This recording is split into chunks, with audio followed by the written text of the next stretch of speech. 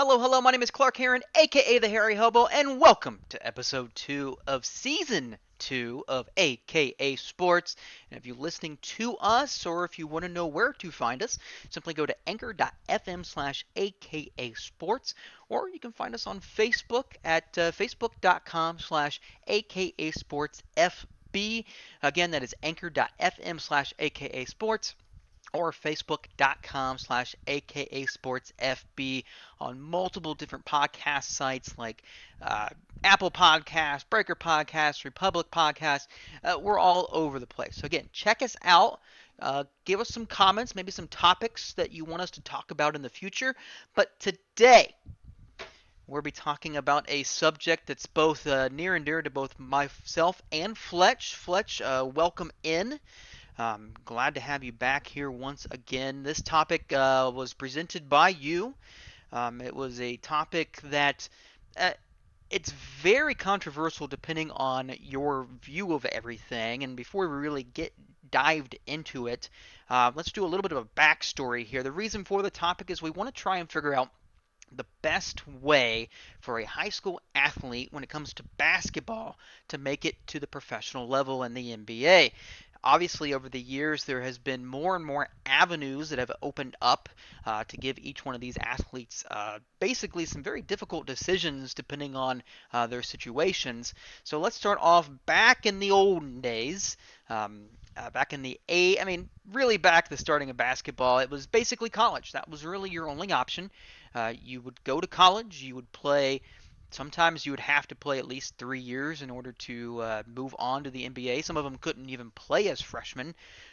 But basically, that was your only avenue. And then all of a sudden, we got into about the mid to late 90s, I would believe, maybe even a little bit sooner.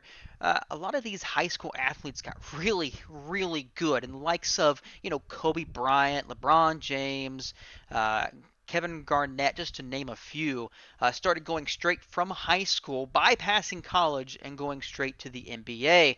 Um, that was an avenue up until 2005.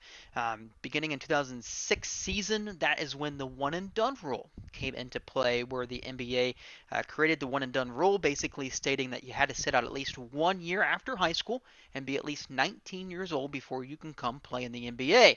Which that decision alone forced athletes to kind of make a decision on: do I go to college? Do I wait out a year and kind of sit out an entire year? But that's when the NBA also created, back in 2001, what was called the D League at the time. Just here recently in 2017, 2018, it actually got changed to the G League because majority partner Gatorade took it over. But that league has been in existence since 2001, and that's kind of the NBA's way of having a minor league system to allow athletes to go straight from high school to the G League, get basically training directly for NBA games, not college sports, but for the NBA. We haven't really seen it take off for the most part. There has been a few names here recently, and we'll get into those later.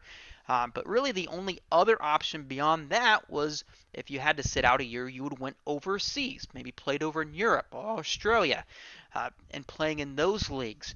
But those are the type of routes and avenues. And Fletch, I'm going to have you jump in here. Let's go ahead and actually reverse the order here. We're going to start off with the G League. Uh, First, tell us and tell everybody what your thoughts are on the G League and what kind of grade on like A/B grading scale. What would you grade the G League when it comes to helping high school athletes get to that next step and get to the NBA? Yeah, yeah, for sure, for sure. So, um, with this whole topic, man, I love the fact that there are so many different avenues. But sticking with the G League, one thing about the G League, and I'm gonna go ahead and just we're gonna give the grade up front. I'm gonna go ahead and give them a B plus on this. The only thing holding me back from an A is just I would love to see it kind of flourish a little bit more. But just as of recently, players have been able to enter the G League out of high school versus either going to college, going overseas, sitting out a year, etc. This has allowed them to kind of get some good um, practice, playing time, experience against other professionals or other players like them. The level in the G League is very similar to college. So if you like college basketball, G League basketball is essentially to me, and many others really on a very similar level. We're starting to see some players that are going from high school to the G League and then to the NBA more recently with Jalen Green of the Houston Rockets. So that's something that's an avenue that is beginning to open up. I do like the fact that that is available because it does get you one, it gets you a paycheck.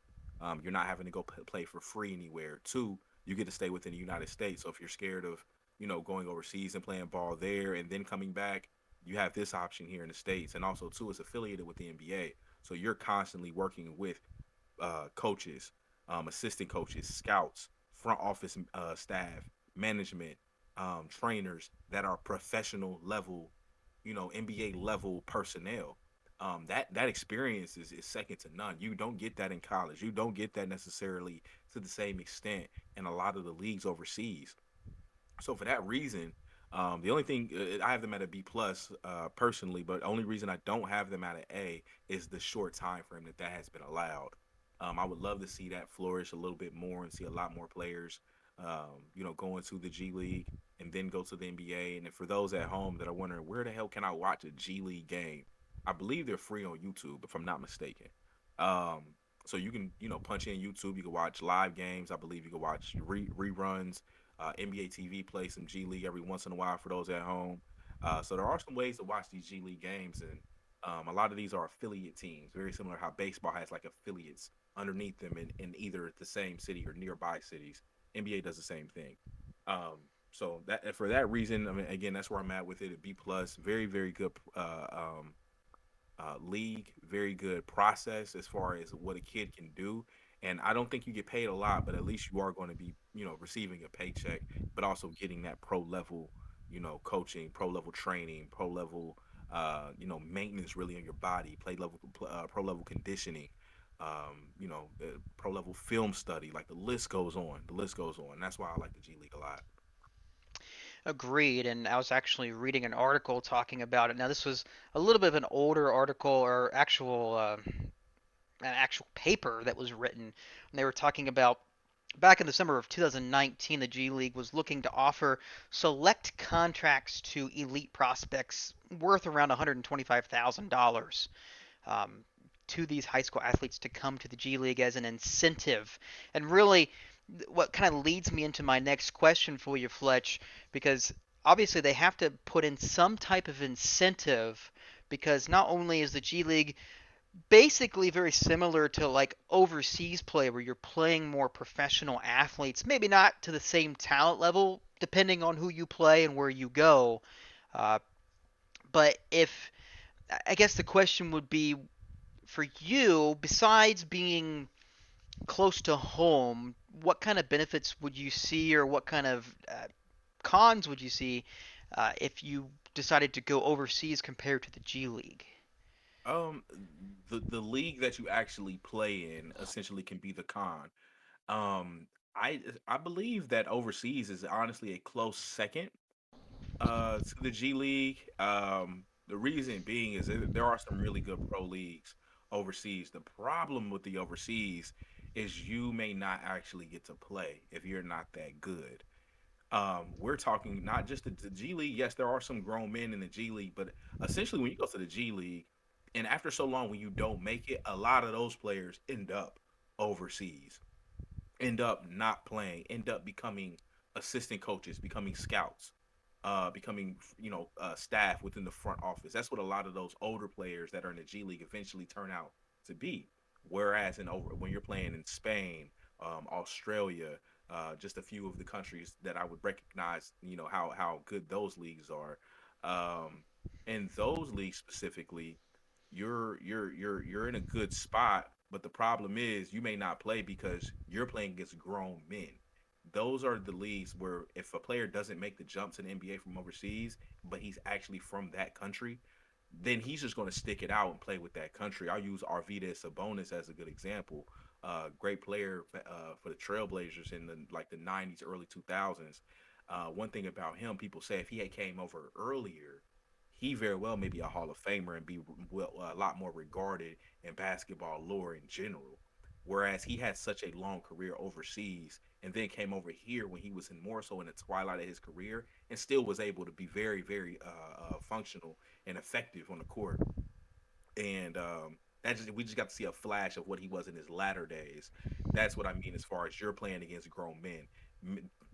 A lot of players are not making that jump overseas. We only hear about the ones that do.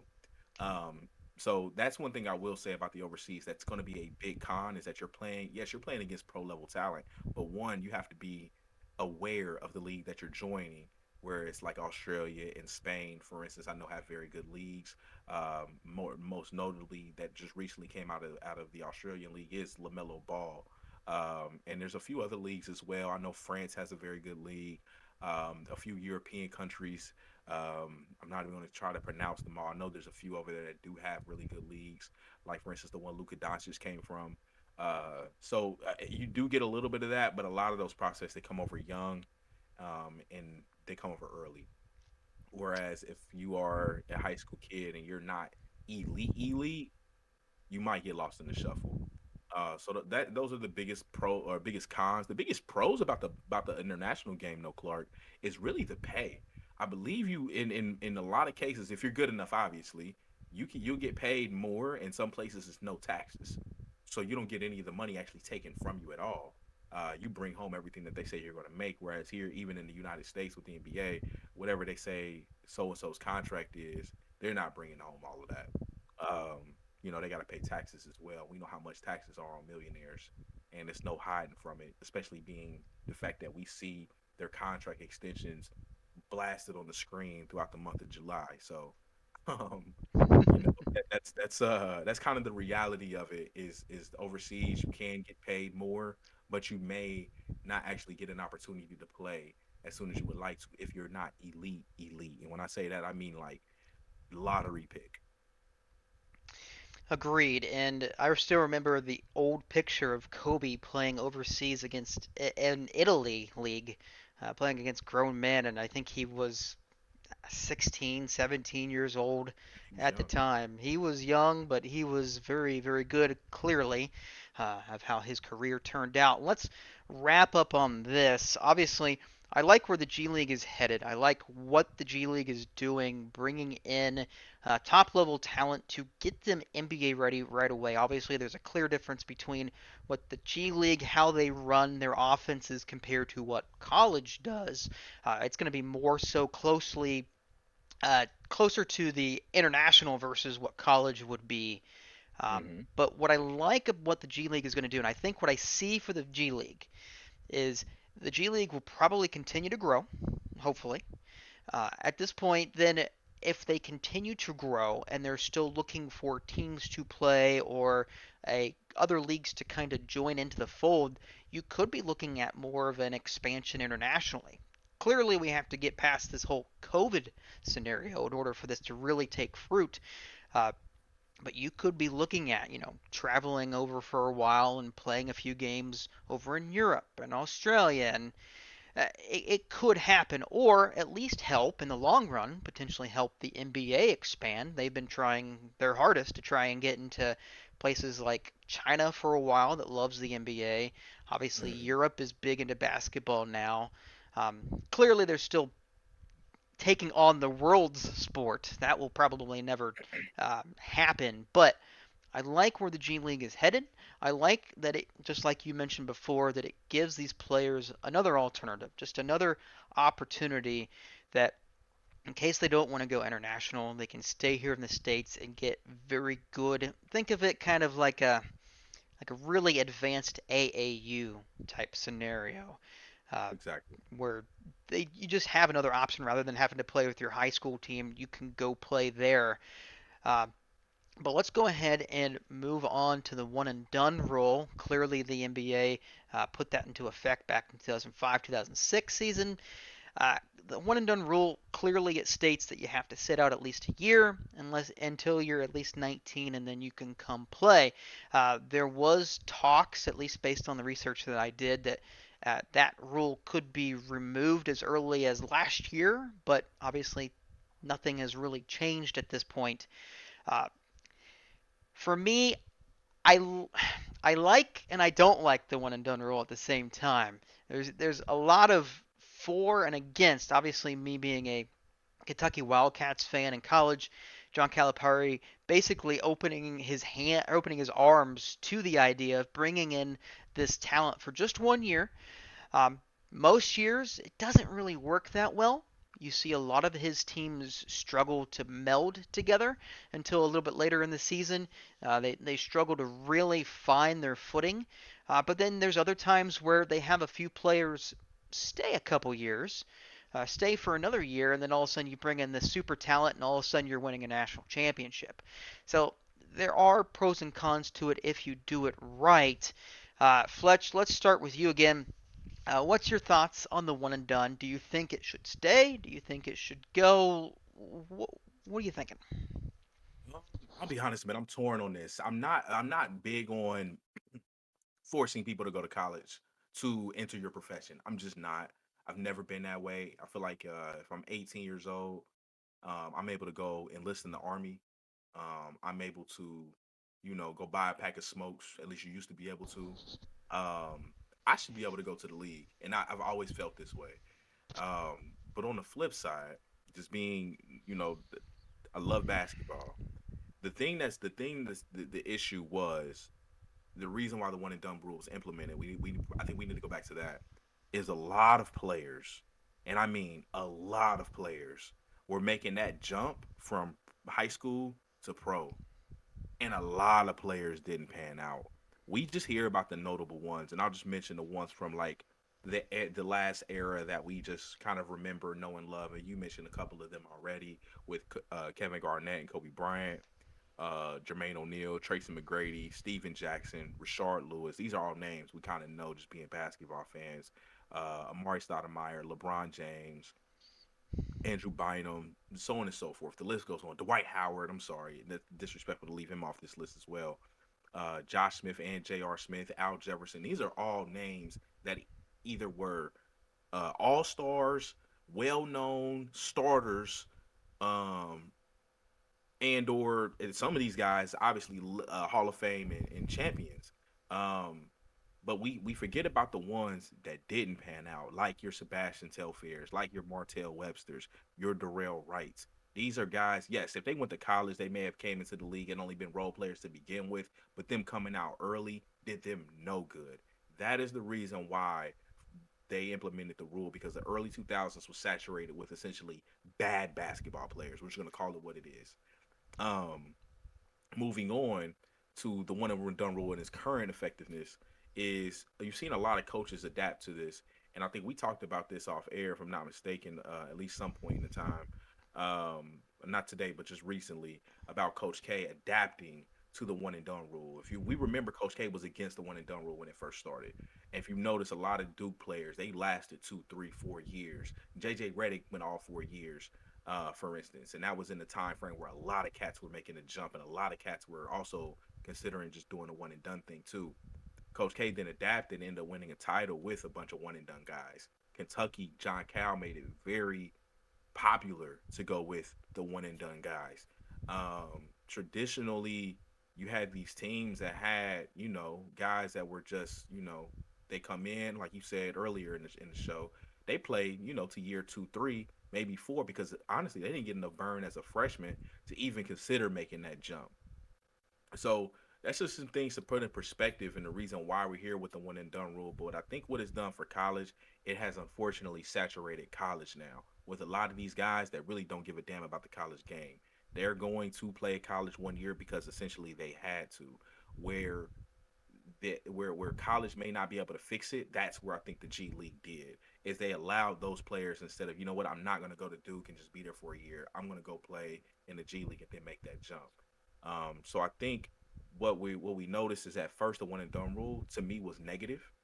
It didn't really do any good for the college game. It only helped the professional game. But now, with the emergence of the G League, with the emergence of this going overseas trend, that has now alleviated a lot of that, where high school players don't have to just go to college for 1 year, saturate the college game with a lot of guys that don't want to be there, and then go pro. the guys that are going to these colleges, even if it is for 1 year, they actually do want to be there. Is what we're finding. A couple notable things to mention too, Clark. Kind of while we're on this topic, is I just want to bring up the high school thing, and necessarily it wasn't a trend until KG did it in '95. However, it's been around. Can you do you? There is one guy that was first, and we're not going to mention him because his name is Reggie Hardy. He came into the league in I believe 96, 90, or excuse me, 62, 63 season. But I think he like set out a year and then went pro. So I'm going to quiz you a little bit here, Clark. Clark, Okay. who was the first player to go straight from high school to NBA with no playing in between? I And think I should know this. he is a legend and will leave the Hmm. top 15, 20 all-time NBA players to a whole different show, but he's in my top 15. Top 15.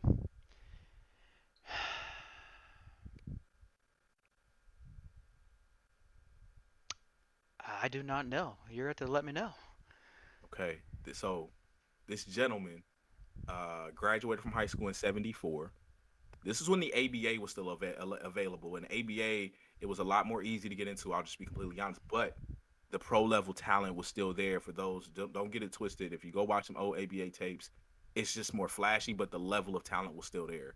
That's the reason why the merger worked out. Essentially, he played in the ABA for a year right after high school, and then went to the NBA the following year because of the merger. This gentleman's name is Moses Malone. He was the first one. Had some great years, mainly with Philadelphia. I believe he has 2 rings, multiple MVPs, if I'm not mistaken. Go look at the numbers. It's like 30 and 15.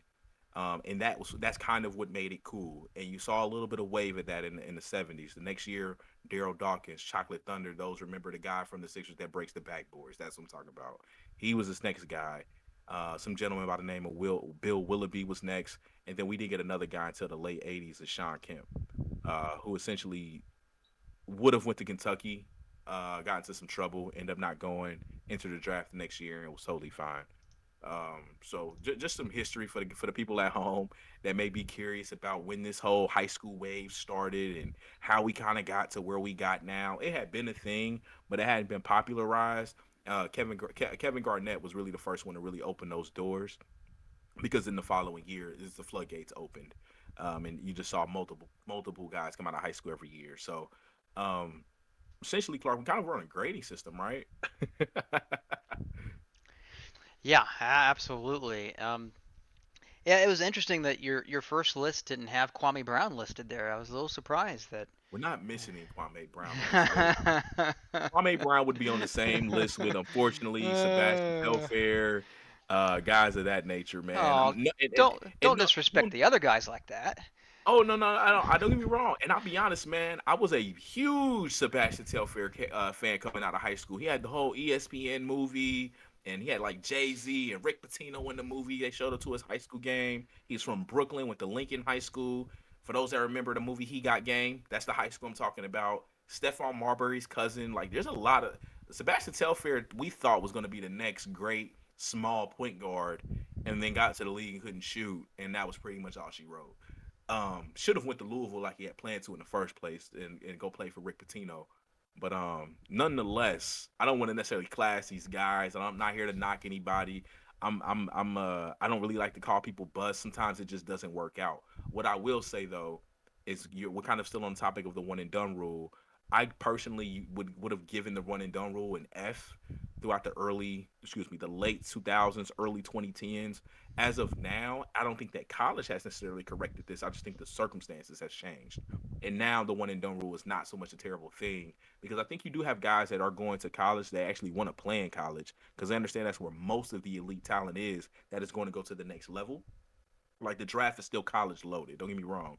So I think that's where you want to be if you're going to play against the highest level talent with a young group of players that are coming out with you, and also just build that camaraderie with with your school, your classmates, and your team and everything. It's also a very cool experience that you can't really trade in for anything else. Me and you, Clark, know this just by going to college, not necessarily playing anything, but still going. You know what I mean? So Right. it's an experience that you can't exchange that. But at the same time, it is something that I think nowadays we're starting to see it with Blanchero at Duke, Holmgren at Gonzaga, Imani Bates over at Memphis. I think these guys really wanted to go to these schools.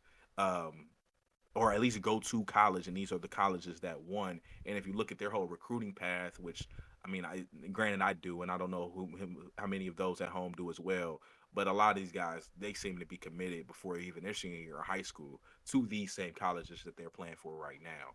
So it's not like, oh, I had to weigh my options and see either go overseas.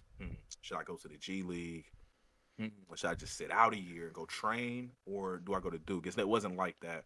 These guys were going to go to a college, and that's what their whole plan was.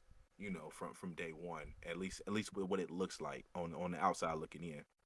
So the one and done rule is really a not a terrible thing anymore. I would honestly grade that a C. Where I was or overseas, I would put as also probably a B minus to a C. But then I feel like G League, I really like that option amongst everything else, Clark. Agreed, and I think what we'll see moving forward, if the G League continues to progress and get bigger and bigger, we may see the NBA remove that one and done from its books. But we'll see what happens. Obviously, part of the reason why they put the one and done in there was they thought that these athletes coming out of high school were not physically ready or mentally ready for not just the game but the responsibilities of being a professional athlete, which in all fairness, even when you look at the NFL where you have to play at least 3 years in college and then go to the NFL, we see plenty of athletes that go bankrupt because they spend all their money. They're financially basically uneducated, or if they were, they just didn't pay attention or didn't care. No, you got it I mean, right. Financially illiterate. That is, yeah, I'll be the one to say it. That is correct, sir. yeah, it happens all the time. I remember each college is trains these athletes, not just in financial, but they're also talking about public speaking. They talk about social media is huge over the last 15 years or so.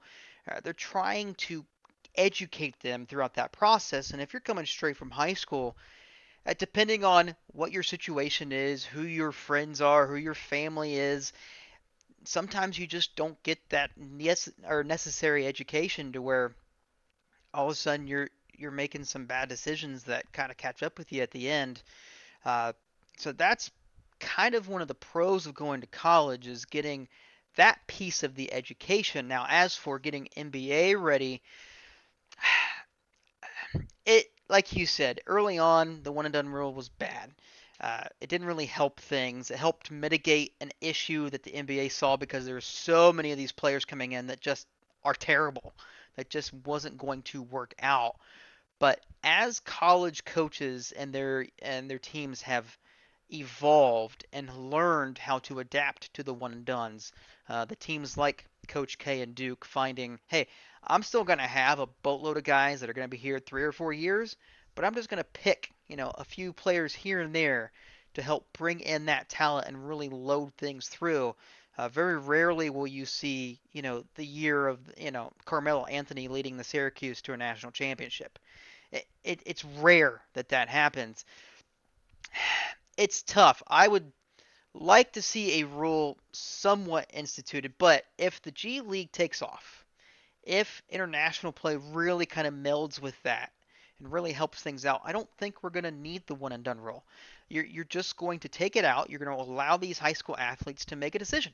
Do you want to go to college where you're going to get sometimes great coaching depending on where you're recruited, uh, depending on how invested you are in that scenario, or if you want to go to the G League and play there for a year before you get NBA draft eligible, something along those lines.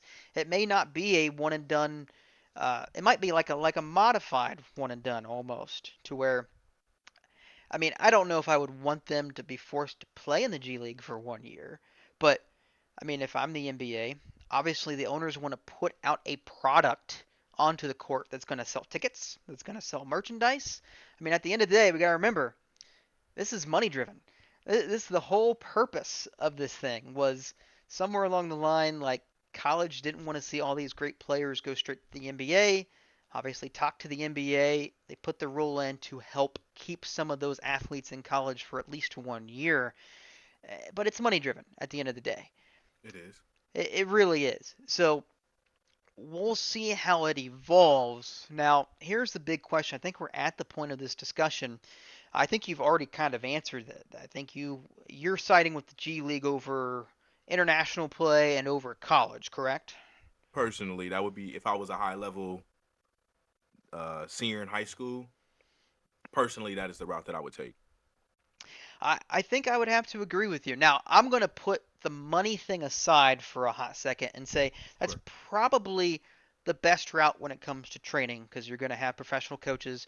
You're going to actually play NBA style basketball versus college, where if you went to Syracuse, you're playing the 2-3 defense. Guess what? You're never playing the 2-3 defense in the pros. It's That's never why they going to don't get happen. drafted. That's Right. exactly why they don't get drafted. Yeah, it's tough. There's going to be those situations where if you go to Princeton, you're playing, the Princeton style offense that you never see in the NBA. You have to be an elite shooter, you have to be an elite defender, or you have to be elite at something. And there's a lot of those situations like we mentioned in college that they're just not getting them ready for the NBA, which is why you see a lot of the one and dones go to Kentucky that has proven to get them NBA ready to go on to the next level. Duke as well. There's several other teams in that. Now, if we put money into it again, we have international money, like you mentioned before. They get paid a salary and likely tax free.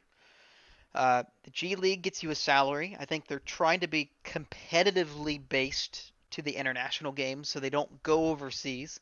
They keep them here. And then you have college, which obviously the NIL is now a part of it.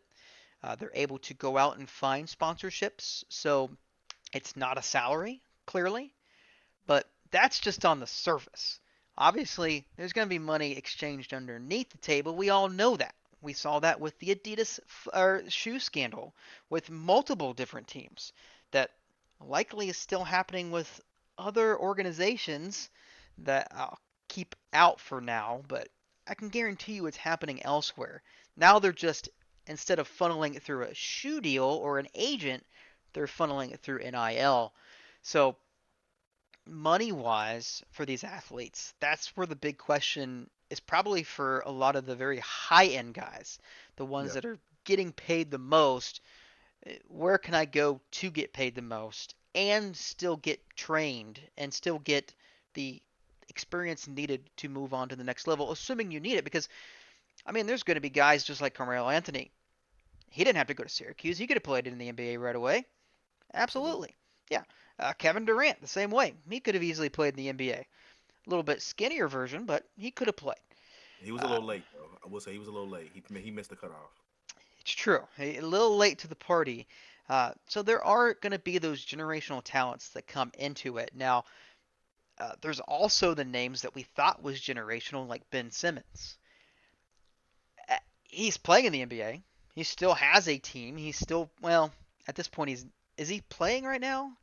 I would. I'm gonna. As much as I don't like Ben Simmons scandal or saga, it's not a scandal. Saga right now is I'll still put him in the category of being a generational talent, just because of how young he still is and how much career he essentially has left.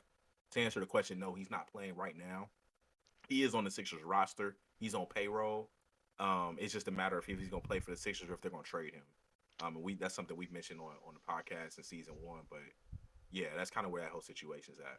But I would still list him as, and I wouldn't. I don't know about generational talent, but I'll say elite though. Just you don't see that coming out of high school or college every year. Yeah, he was definitely very talented. Probably could have been even more talented if he actually worked hard. Obviously, there's a lot of Work rumors ethic about showed. his work ethic when it comes to that, but we'll put that aside for now. But to answer the question, when it comes to the money wise, college is still going to be king at this point. There is so much money involved, even in college basketball. There is a ton of money. The NCAA makes $100 million every single year off of their tournament in March.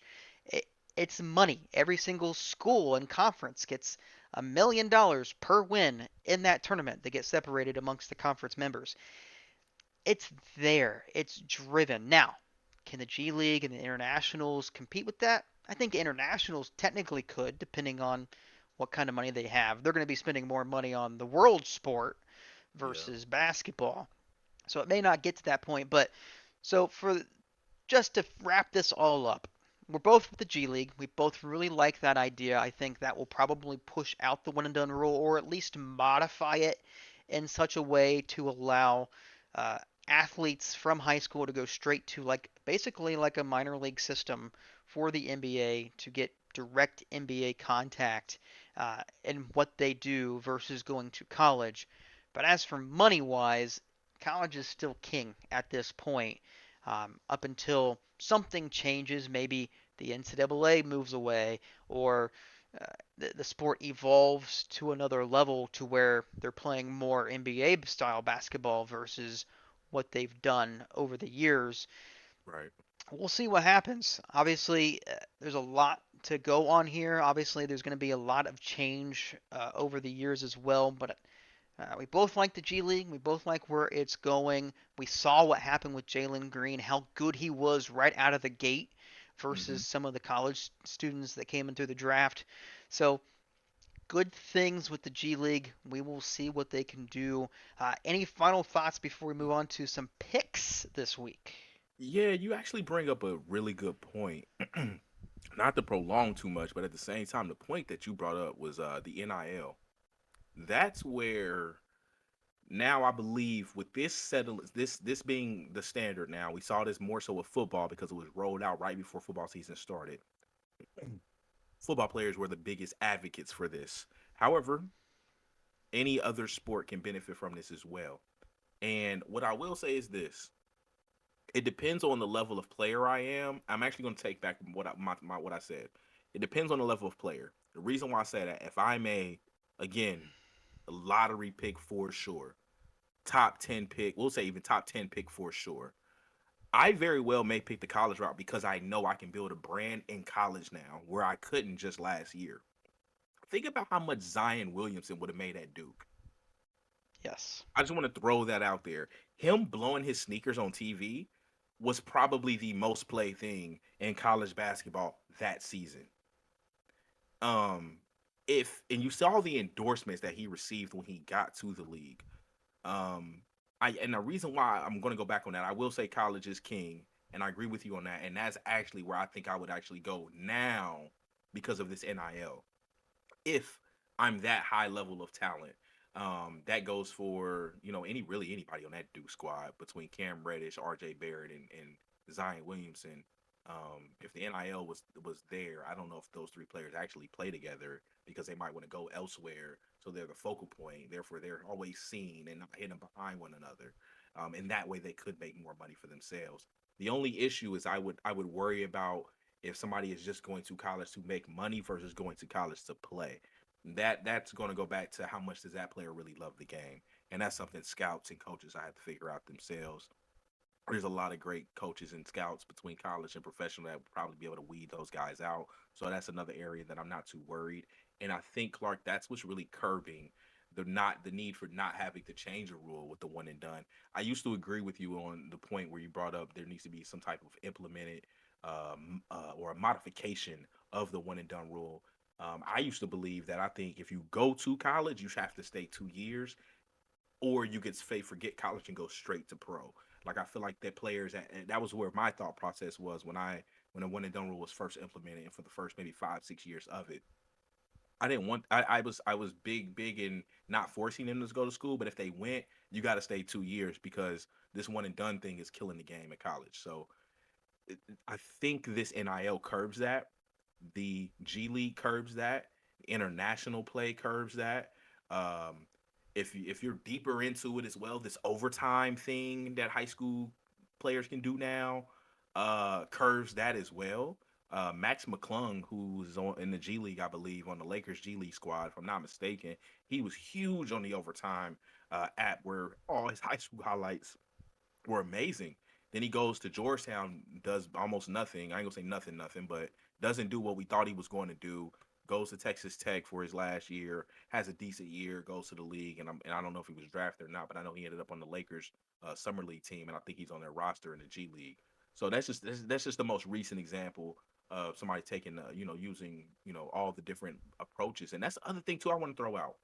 Just because you go to college doesn't mean you can't go to the G League as well. You can go from college to the G League. You can go overseas and go to the G League. You can go from the G League to overseas if you wanted to. The only thing you can't do is do all these other things and then go to college. That's the only thing you can't do. So, yeah, I that's why I want to change my preference on what I would do if I was a elite 18-year-old ready to go pro, or I think I'm good enough. I probably would still probably go to college for a year due to the NIL agreement, and I know I could possibly blow up just over that alone. And again, most of the elite talent that I'm going to be playing every night for 30 to 40 games in the season come from college. At the end of the day, what we're now seeing though is the lottery having a few players that take different routes, like Lamelo Ball, like Jalen Green, like Luka Doncic. I mean, he was international anyways, but we see international players sometimes go to college as well, whereas he didn't. So, yeah, I just want to throw that out there. That's kind of my last. I would wrap that up saying that, and then also just want to mention the fact that um, when it comes to these high school players and trying to make a decision, weigh your options, man. Like weigh your options. Understand the pros and cons of all of it. And also understand your circumstances. There are some guys that have no choice. I don't know if we see a LeBron James had he had to go somewhere else to go play basketball unless he was funded illegally because of his living situations. His living situation, I should say. There's a lot of guys that are just without. They live in projects. They live in terrible communities, broken families, and essentially they need a payday. And that's what you're able to go get a payday now in all three. What do we want to call these the tier below the NBA? Because I don't know if one's that much in front of another. I think the talent pool in college is a lot bigger, but I don't know if any one of them is better than another when it comes to the talent. So that you can make money now in college. You can now make money going to the G League. You can now make money going overseas. And you have options now.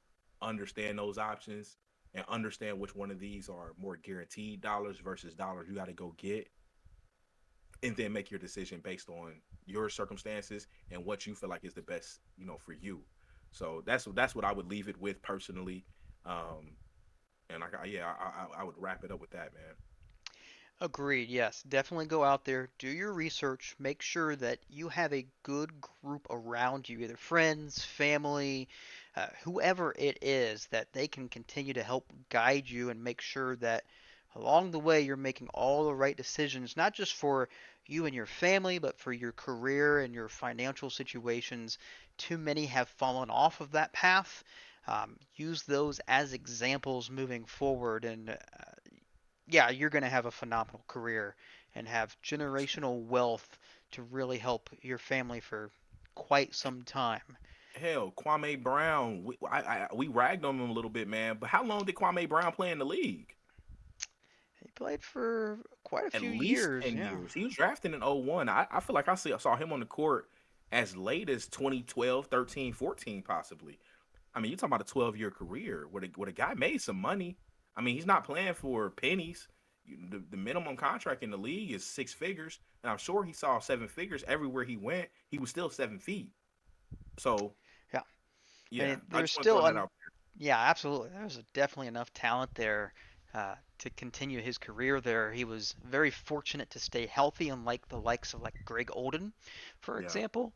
Just staying healthy, being able to play. But yes, uh, yeah, that was a phenomenal topic there. Let us go ahead and finish off this podcast here. We got some picks to make.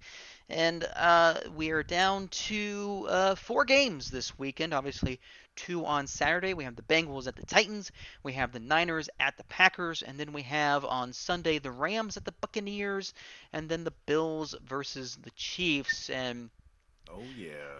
Fletch, your hot take lasted about a quarter, maybe Yeah. quarter and a half. If that. So luckily you don't have to choose the Eagles anymore. You don't have to worry about that hot take. Um, but I will go ahead and pick. I think I had the Bengals winning this game, so I'm going to have the Bengals moving on to the next round. I think it's the AFC Championship game at this point. Facts. And then for the Niners versus Packers, I would love to see my Niners win this one. I really would, but I don't know the status of Joey Bosa, or not Joey Bosa, Nick Bosa, who suffered a concussion last game. Fred Warner twisted his ankle. Is he gonna play? Jimmy G has a slight sprained shoulder. Is he gonna play? The injuries have Man, that's built tough. up at this point, so sadly, I'll pick the Packers at Lambeau to move on to the NFC Championship game. As for the Rams Bucks, I believe with this one I had the Buccaneers winning, so I will have them winning at home.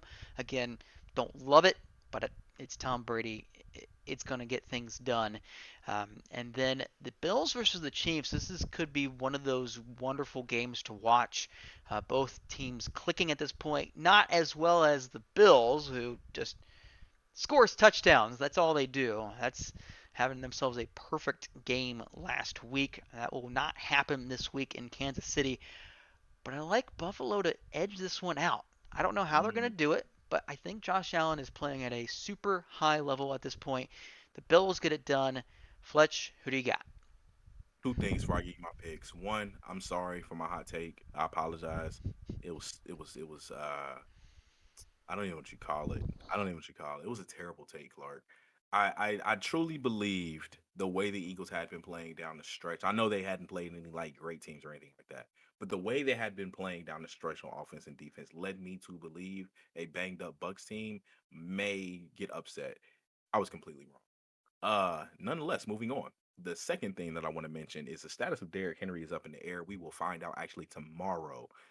It is 7:07 here on a Thursday night, and that literally just came across my screen here on ESPN. So I just want to throw that out there for those at home. We will know Friday, the 21st, if Derrick Henry will play this weekend. Nonetheless, I will get into these picks, man. I'll start with the Bengals game. Was it Bengals Titans? Yep. All right, Bengals Titans. Again, we're dealing with a little bit of unknown. I love wild card teams, I really do, and I don't mean like the wild card teams that make it that don't win the division. I just mean the teams that play in the wild card. They just tend to have a little bit more momentum. Um, the Bengals have been playing well as of late. Had some big games that they've won. Kansas City notably won last week. Another notable win. First win in Bengals history in playoffs, and I don't know how long before we were born. Um, 25 years. oh, really? It's just 25? Okay. I'm not that young. All right. All right. That's cool. Um, Nonetheless, I got the Bengals edging this one out. I think they get it done. I like the way they've been playing. Defense kind of worries me a little bit just because I know the defense is not necessarily elite, but I think it's good enough to hold Tennessee to just enough points where Joe Burrow can go out and do his thing. Tennessee's defense has been pretty strong though as of late, and so I think we'll see a really really good game.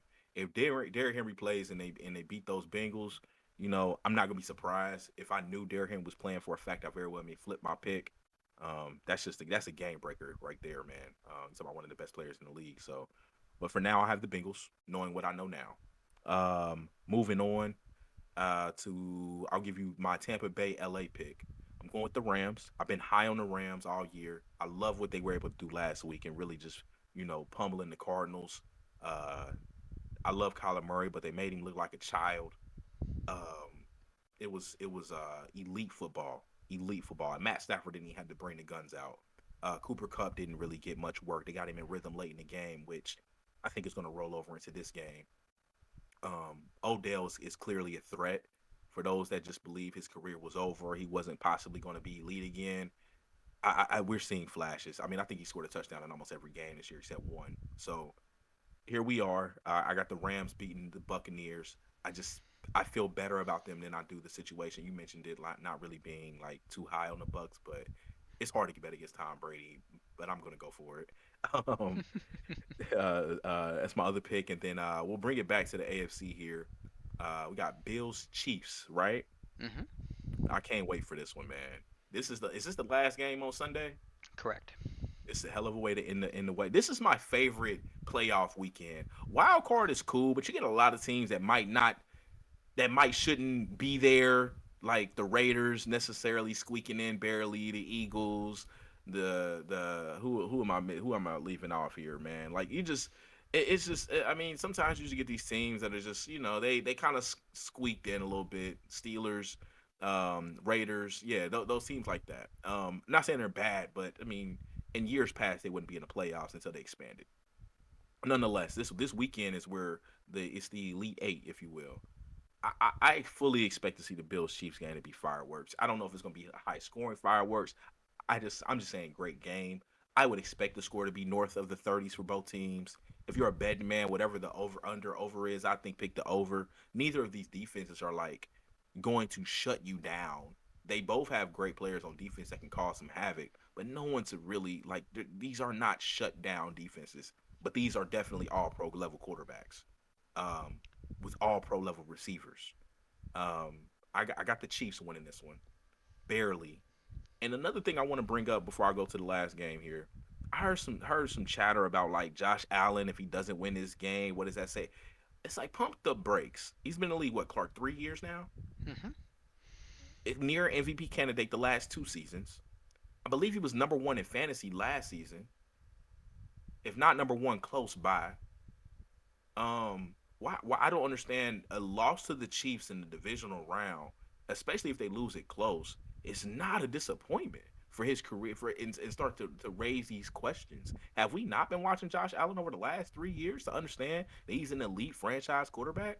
That is what he is. Just because he didn't get over the hump this year doesn't mean he won't get over the hump next year, the year after, the year after. And let's be real, get him a better running game, get him a little bit more players on defense. They'll be in good shape. They look better this year because they have a reliable tight end all of a sudden in Dawson Knox.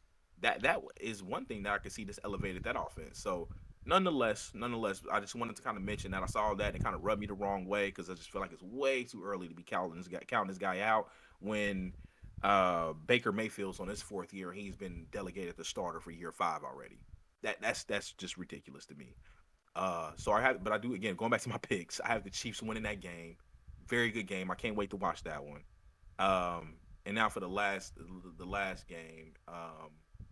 I believe this is the other NFC matchup. The Clark, NFC, help me out with this one. the Niners Packers. Niners Packers. Yeah.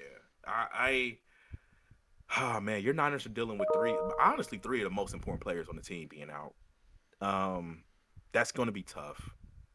I've been on record saying like the Rams and Chiefs are my Super Bowl pick. But my gut tells me that somehow Aaron Rodgers and the Packers are going to win the title this year, and he's going to ride off into the sunset, whether it be with another team or he's going to call it a day. I don't think he'll be a Green Bay Packer anymore. You'll never see number 12 there again after this season, win or lose. But I have this eerie feeling that he's going to pull something off this year, and I have them honestly winning fairly large against the Niners. Very nice pick. So we will see how those work out this weekend. Hopefully, we can get all these games to be really, really good. They're really building up and shaping up to be that way. Um, Again, hopefully, my Niners can get healthy and make this a really good game. If they can't get healthy, yeah, we're probably looking at Green Bay uh, winning the game and moving on to the NFC Championship game. Well, Fletch, another episode in the books. We had a great conversation about paths for the high school athlete trying to get to the NBA, either through college, either through international play, or the G League. Both kind of deciding that for most athletes, the G League is probably the best alternative versus those that are very top end talents, probably still college due to the NIL scenario. And then obviously we made our picks just now for the NFL. I'm glad that you're not giving us a hot take this week. No, It no. didn't work out quite well last week, but maybe, just maybe, if we get to the championship games, you might have another one for us. Uh, Oh man, we'll see. We'll see. Hey Clark, really quick before we wrap up the show, I do want to tell the people at home, Jimmy Garoppolo and Frank Warner are a go this weekend. Awesome, awesome, very Yeah. good news. I would love to hear Nick Bosa. He's on Uh, track, he's is on what they're saying as track. well. Well, He's on. You know how the concussion protocols go. They got to really go to the end of the week and all that crazy stuff. I get it. We just got to wait and see on that one. it's very true. I mean, he is a force when he is in there. But Absolutely. hopefully we can enjoy this weekend's games. Hopefully these games will be really, really good. We will think of another topic this coming week. And if, again, you have any topics, simply go to anchor.fm/aka sports, or you can leave us a message on facebook.com/aka sports FB. We're going to try to go back and forth through some of the more serious conversations like the one we had today versus other ones that might be more of our opinion based, maybe some top 10, something along those lines. But Fletch, thank you again for joining us here today. Um, Hopefully, this conversation was a good one for you. Um, Oh, facts. This is always one of my favorite conversations, and I'm glad we got to bring or shed a little bit of light on the situation as well, and kind of educate the people at home on these different avenues, but also kind of discuss the pros and cons of all three of these different avenues as far as going pro as a basketball player. So it was a pleasure to do that with you, man. I'm looking forward to this weekend's games as well. Next week we'll come back, high and heavy with a new topic. And yeah, hope all is well. Also, hit me on Twitter at AKA Sports Pod. If you want to converse, or also like Clark mentioned, if you have any topics, hit me there. I am active. It is us. It is not a facade. It is us. yeah, absolutely. Definitely reach out. Give us some topics that maybe you want to talk about as well, and we'll consider them for future episodes. As for now, we are out of here. My name is Clark Heron, aka the Hairy Hobo. That's Fletch, and we're out of Peace. here.